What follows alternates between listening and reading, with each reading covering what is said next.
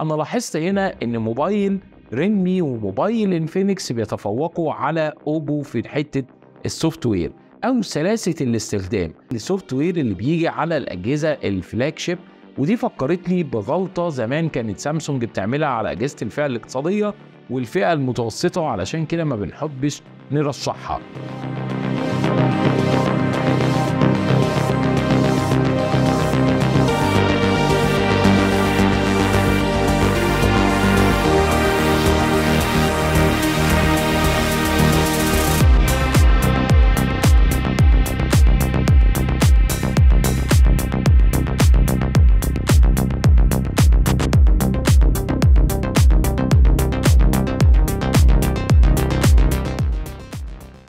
السلام عليكم، ايه الاخبار؟ يا رب دايما تكونوا بخير. واخيرا احنا وصلنا ان احنا نعمل مقارنه في ظل ظروف الاسعار دي من 4000 ل 5000 جنيه هتقدر تمسك موبايل بشكل كويس جدا. وطبعا في الفئه السعريه دي في موبايلات محدوده، ولكن انا النهارده في الفيديو ده هقول لك ايه افضل الموبايلات اللي تقدر تشيرها من رينج ال 4000 لحد ال 5000 جنيه. احسن موبايل وافضل موبايل تقدر تشيله في الفئه السعريه دي. من غير رغي كتير، لايكك الجميل للفيديو ويلا بينا يا صاحبي. وعلشان كده انا اخترت لك 3 اجهزه من وجهه نظري المتواضعه ان دول افضل 3 اجهزه تقدر تشتريهم من 4 ل 5000 جنيه. وهتعرف بعد شويه ان ليه اخترت ال3 اجهزه دول وقررت ان انا اقارن ما بينهم. وهو الريلمي النوت 50 واللي بيجي بذاكره 64 ورامات 4 جيجا، وينفع تزود عن كده، ولكن دي النسخة البداية اللي في الفئة السعرية اللي احنا بنتكلم فيها، مع معالج اليوني SoC تايجر T612. والموبايل التاني وهو الانفينكس السمارت 8 واللي بيجي برضو برامات 4 جيجا وذاكرة 128 جيجا أو 64 جيجا، وفي نفس الوقت برضو بيجي بمعالج من يوني SoC نوعه T606.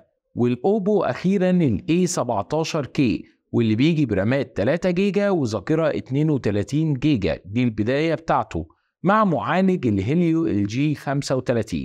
دول ال3 أجهزة ودول المعالجات والرامات اللي هتهمكم وفي الكلام اللي انتوا هتسمعوه.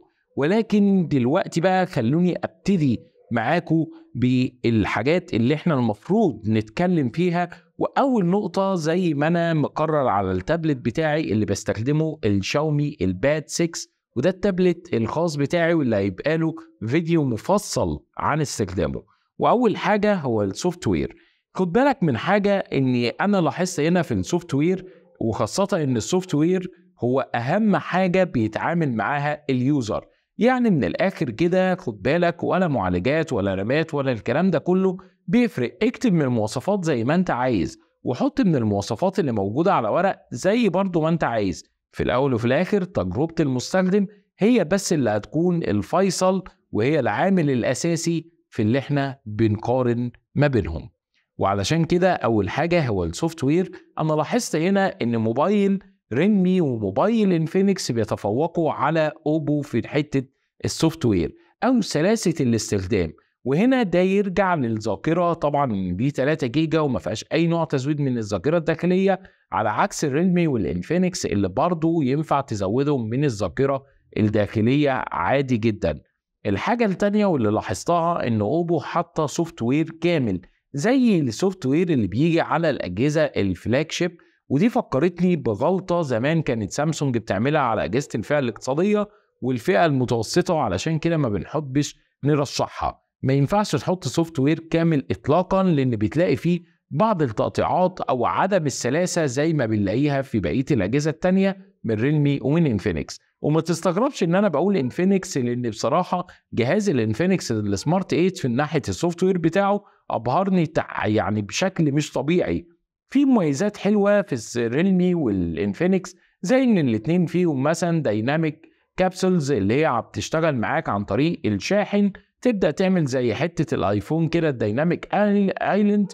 او في نفس الوقت برضو ان هي لو انت بتفتح الفيس اي دي بتاعك اللي هو معمول بالسوفت وير برضو هتبدأ تفتح معاك. ودي بصراحة حاجات كانت كويسة جدا وميزت سوفت وير الريلمي عن سوفت وير الانفينكس عن سوفت وير الاوبو. فلو احنا بنتكلم من ناحيه السوفت وير بمعنى اصح، انا بصراحه ربنا من ناحيه او من وجهه نظر انا، انفينكس وريلمي عندي الاثنين في المقام الاول، ما فيش فيهم اي اختلاف. وبالمناسبه دي واجهه انفينكس اتغيرت بشكل مش طبيعي عن السنوات السابقه، وده يمكن اول جهاز استخدمه من انفينكس في الواجهات الجديده بتاعته، وما بقاش فيه اعلانات مزعجه ولا اي حاجه خالص مغلظت عليا خلال فتره التجربه الاسبوعين اللي قعدتهم مع الثلاث موبايلات عشان اديكوا الفيدباك بتاعتي الرسميه.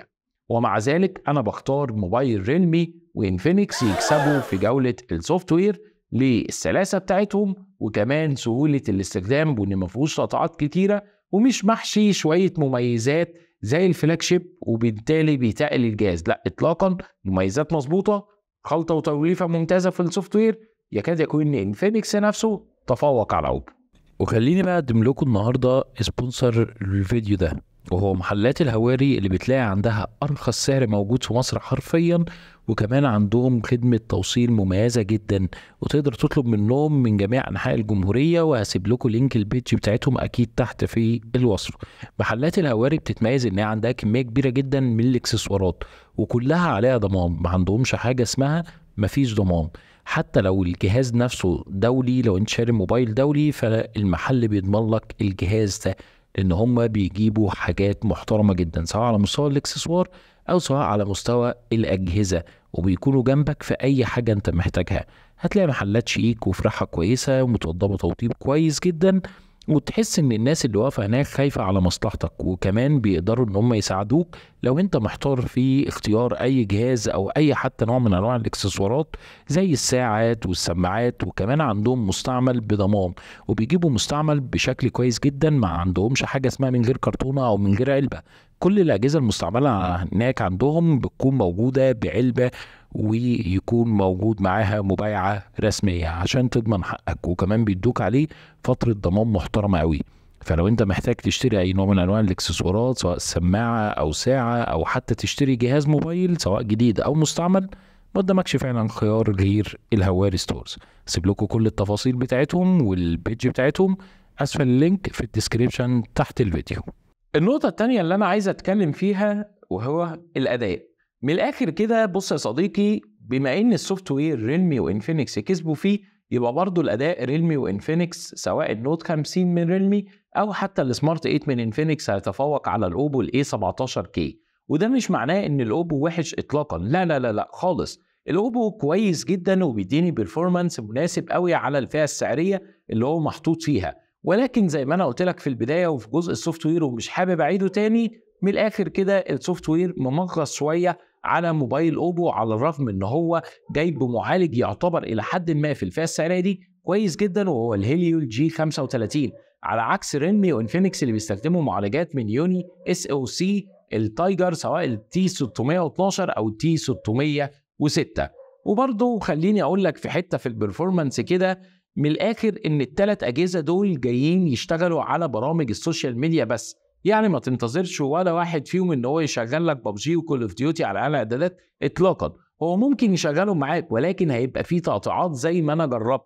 يعني يمكن التقطيعات كانت خفيفه شويه في ريلمي، بعديه انفينكس، واللي كان فيه فريم يعني دروب فريم كتيره قوي، واللي كان فيه تقطيعات كتيره شويه هو الاوبو الاي 17K، رغم ان هو جاي بمعالج هيليو جي 35 من ميديا تك اللي هو اصلا معمول للالعاب في الفئه الاقتصاديه، ولكن زي ما انا قلت بسبب تقل السوفت وير. السوفت وير ده اول حاجه بيتعامل معاها اليوزر، واوبو اجهزتها دايما معروفه بالسوفت وير، ولكن هنا قلشت منهم شويه ان هم حطوا سوفت وير كامل جدا زي اللي بيحطوه في كل موبايلاتهم على جهاز 3 جيجا رام، فطبيعي الاداء مش هيكون الامثل او يعني الجبار في الفئه السعريه دي، ولكن هو ستيل كويس جدا. سواء انت رحت مع ريلمي مع انفينكس مع اوبو، من ناحيه الاداء هيكون معاك كويس جدا الثلاثه في الفئه السعريه دي. ومع ذلك خليني برضه اقول لك على حاجه، ان تصفح السوشيال ميديا على ريلمي او انفينكس او اوبو شغال بشكل كويس جدا، وسهوله فتح التطبيقات حلوه، وان انت بتخرج وبتتنقل ما بين تطبيق والتاني بيديك اداء كويس قوي. ولكن خليني برضه اقول لك ان الثلاث موبايلات بتساوي في حجم البطاريه والشاحن المرفق في العلبه، لان كلهم بيجي عليهم سكرينه مسبقه وشاحن موجود في العلبه وجراب كمان للموبايل، ودي حاجه عجبتني قوي. ما عدا بس انفينكس تتفوق عليهم ان هي كمان حاطه سماعه موجوده في العلبه، ودي حاجه حلوه جدا. ولكن التلاتة بيجوا بشاحن 10 واط، وكمان التلاتة بيجوا ببطارية 5000 ملي أمبير. وعايز أقول لك من ناحية البطاريات يكاد يكون إن ريلمي كان أولهم، بعديهم انفينكس، بعديهم خالص أوبو من ناحية ترتيب البطاريات أو أدائها في إن هي تقعد معاك اليوم بشكل كامل. طيب خليني أقول لك برضو إن بالنسبة لترتيب الأداء، لو أنت عايز ترتبهم أو أنت عايز تعرف مين الأشهر في الفئة السعرية دي، فخليني أرتبهم لك كده بالترتيب من الأول للآخر. أولهم الريلمي، ثانيهم الانفينكس، ثالثهم الأوبو. تالت حاجة المفروض أتكلم عليها وهي الشاشة. خليني أقول لك إن ريلمي وانفينكس بيتفوقوا لتالت مرة على أوبو. أوبو حاطة موبايل بشاشة جميلة جدا HD بلس زي اللي حطها انفينكس وزي اللي حطها ريلمي، ولكن الزتونة هنا في إيه بقى يا صاحبي؟ الزتونة هنا في الريفريش ريت أو معدل تحديث الشاشة. ريلمي حاطة 90 هرتز وانفينكس حاطة 90 هرتز، وانا بصراحه مش مصدق وانا بتكلم على انفينكس. لو قلت ريلمي حطاه فده اللي احنا متعودين عليه من ريلمي، لكن انفينكس بدات تتطور من ناحيه سوفت وير وكمان في اختيار المواصفات التقنيه بتاعتها، ده اللي كبير قوي يا صاحبي. فبصراحه انفينكس حاطه 90 هرتز وريلمي حاطه 90 هرتز، لكن وجود اوبو مع ال 60 هرتز فده ما كانش افضل خيار من ناحيه الشاشه. ولكن خد بالك من تفصيله صغيره، ريلمي عندها اختيارين بس من داخل الريفريش ريت او الاعدادات بتاعه تحديث الشاشه، لا اما تختاره على 60 لا اما تسيبه اوتوماتيك هو يقلب نفسه ما بين ال 60 وال 90 هرتز، على عكس انفينكس اللي مدياك مطلق الحريه، لا اما تخليه على 60 او 90 او تخليه اوتوماتيك يتنقل ما بين الاثنين زي ما انت عايز. وطبعا اوبو هو ثابت على ريفريش ريت 60 هرتز، فطبيعي هتحس كده وانت بتستخدم الشاشه ان هي اتقل شويه من ريلمي وانفينكس، ولكن ده مش موجود اطلاقا، هو بس عشان الريفريش ريت الاقل شويه. خليني بقى اقول لك تجربتي مع الثلاث شاشات دول وهم محطوطين كده قدامك بمقارنه فعليه. الثلاث شاشات بيدوني اداء والوان مميزه جدا، والثلاثه ينفع تعدلهم من داخل السوفت وير، وينفع تعدل الكالر شيم بتاعهم او تقدر تعدل في الكالر كوريكشن بتاعهم حسب الالوان اللي انت بتحبها، وحسب تشوف الشاشه مايله لاني واحد فيهم اكتر، اذا كان اللون الدافئ او اللون اللي هو الحار شويه، ايا كان اللون اللي انت بتفضله فتقدر تعدله من داخل السوفت وير. ولكن برضو خليني اقول لك ان شاشه انفينكس هنا كان جايه من اول ما تطلعها الديفولت من العلبه هي مصفره شويه عن اوبو وعن ريلمي، ولما حاولت ارفعها لدرجه الحراره الدافيه برضو نسبه الاصفرار ما راحتش منها قوي. ولكن من ناحيه برضو الشاشات فانا رايح مع رقم 1 ريلمي، رقم 2 انفينكس، رقم 3 اوبو، عشان معدل التحديث بتاع الشاشه رغم ان هما الثلاثه بيجوا بنفس الشاشه وبنفس الدقه، ولكن اختلاف معدل التحديث. وخلي في بالك برضو ان الثلاثه بيجوا بسماعات احاديه، يعني مفيش دول سبيكر ولا في ستيريو سبيكر. اخيرا برضو في الديزاين خليني اقول لك على حاجه بسيطه قوي، ان انا بصراحه كنت ميال مع شكل الاوبو ان هو يونيك ديزاين شويه، يعني كنت حاسس ان الاوبو يونيك ديزاين من مجرد ما هتبص له هتعرفه، على عكس ريلمي وانفينكس اللي هم بالنسبه لناس كتير قوي يونيك ديزاين عشان هو شبه الايفون من الاخر، جايب نفس الثلاث كاميرات على الرغم ان هم كاميرتين فعليين، ولكن ريلمي وانفينكس عملوا نفس الحركه بالملي اللي هو الفلاش حطوه في دايره الكاميرا، فعشان يشبهوا لك ان هو اصلا ثلاثي الكاميرات ولكن هم فعليا كاميرتين اتنين. فمن ناحيه الديزاين ان انت ممكن تقول لي ان اكتر ديزاين فيه عجبك، ولكن خليني اقول لك على تفصيله مهمه قوي، ان الثلاث موبايلات ما فيهمش اكتيف نويز كانسليشن مايك اطلاقا، الثلاثه ما فيهمش الخاصيه دي ولا فيهم الاكتيف نويز كانسليشن اطلاقا. ولكن الثلاثه برضو عجبوني ان هم حاطين مع بعض كده ال 3.5 ملم جاك، علشان دي ميزه مهمه جدا، لان طبيعي اللي بيشتري في الفئه السعريه دي مش هيروح يشتري ايربودز ثمنها او اقل حاجه في السوق النهارده بتبتدي من اول 800 ل 1000 اطلاقا، فهم عاملين حسابهم على كده وحطوا سماعه السماعات القياسيه او مدخل السماعات القياسيه ال 3.5 ملم جاك. وخليني برضه اقول لك ان في تفوق في الديزاين من ناحيه ريلمي وانفينكس، مش بقى من ناحيه الشكل، لا دي من ناحيه تقنيه بحته، ان ريلمي وانفينكس بيدعموا التايب سي، يعني الاثنين جايين بمدخل USB-C، ولكن اوبو جاي بمدخل تايب A القديم.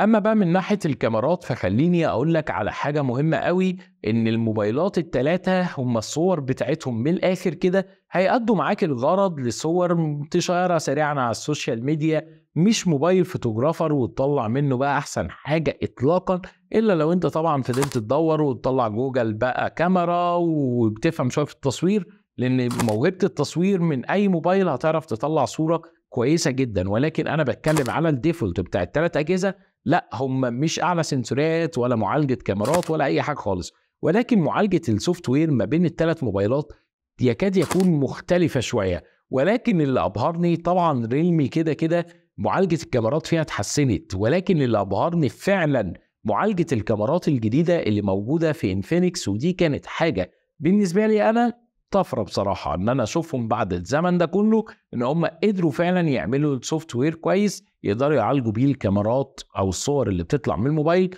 بشكل كويس جدا. وتكتب لي برضو تحت رايك في كومنت اني موبايل فيهم احسن. طيب بص يا صاحبي كده من الاخر وبدون اي مجامله اطلاقا، سواء انت رحت مع الريلمي النوت 50 او انفينكس السمارت 8 او حتى الاوبو الاي 70 كي الاي 17 كي، انت مش هتخسر فلوسك اطلاقا في فئه سعريه من 4000 ل 5000 جنيه. ثلاث موبايلات بيأدوا اداء كويس جدا، والثلاث موبايلات جايين بباكج في العلبه محترم قوي، والثلاث موبايلات يكاد يكون ضمانهم كويس جدا. وانفينكس على ما يسمع من ضمن التجار ان الضمان بتاعهم متحسن واجهزتهم اتحسنت بشكل كبير جدا عن الاجهزه اللي موجوده في السنين اللي فاتت، وده بالفعل اللي ظهر معايا في التجربه.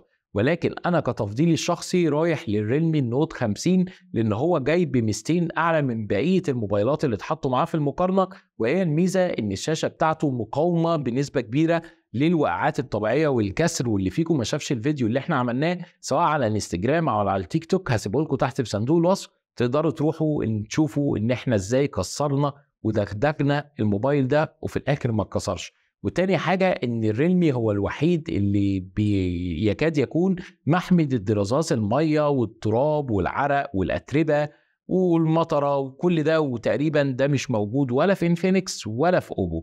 فلو انت فضلتني انا من فئة ال 4000 لل 5000 جنيه هرشح مين؟ اول واحد هيكون الريلمي النوت 50. طيب لو انت مش عايز ريلمي روح لانفينكس السمارت 8، لو انت مش عايزه اخيرا روح للاوبو الاي 17 كي. لكن خارج الثلاث موديلات دول تقريبا هتبقى بترمي فلوسك في الارض لو انت اشتريت موبايل خارج الثلاثه دول. مش عشان اللي مرشحهم، ولكن دي علشان التجربه الفعليه، واللي فيك وهيخرج بره الثلاثه دول وهيروح يجرب هيسمع الفيديو مره تانية ويقول يا ريتني اشتريت واحد من الموبايلات دي. انفينكس عملت طفره كويسه جدا، ريلمي قدمت لنا جهاز يكاد يكون شبه متكامل في الفئه السعريه الاقتصاديه، اوبو قدمت جهاز كويس جدا بيعتمد على فكره الاعتماديه وان هو ما يتغيرش باستمرار. ولكن نصيحه اوبو في الفتره اللي جايه حاولي على الاجهزه الاقتصاديه ان السوفت وير يقل شويه من كل الفيتشرز اللي انت حطاها. بس كده ده كان كل حاجه عن فيديو النهارده في مقارنه من 4000 ل 5000 جنيه. لو عايزين نعمل مقارنات تانية في فئات سعريه مختلفه اكتبوا لي تحت في الكومنتات، وما تنسوش اللايك والسبسكرايب وتشاركوا الفيديو على اوسع نطاق عشان ينتشر لاكتر عدد من الناس وخلي الكل يستفيد. وما تنساش تصلي على النبي. دمتم في رعايه الله. كان معكم محمد طايل، سلام يا صاحبي.